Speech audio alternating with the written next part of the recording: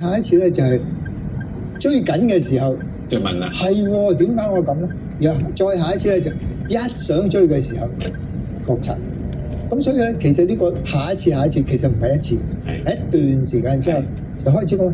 咁我就發覺自己，咦，慢慢入咗路啦，好正噶嘛。咁但係做唔到嘅喎。係你有個咁出家之前領悟到嘅道理咧，因為係用人哋嘅錯嚟懲罰自己。冇錯。咁呢啲道之前開始學佛咧，即係譬如有一句説話就係有位法師講，佢就話憤怒係用人哋嘅錯嚟懲罰自己。冇錯。咁呢啲道理入咗路啦，好正噶嘛。咁但係做唔到嘅喎。係你有個咁嘅道理，但係當你一嬲嘅時候，你都係做唔到，你都係照嬲。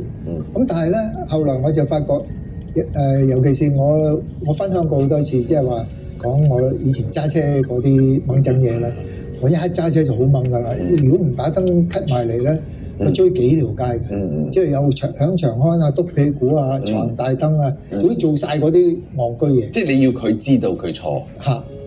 咁但係其實有陣時我試過有爬佢頭得佢啦，爬頭想鬧佢嘅時候，一睇係一個婆仔，哇好緊張真係，你仲鬧乜鬼啫？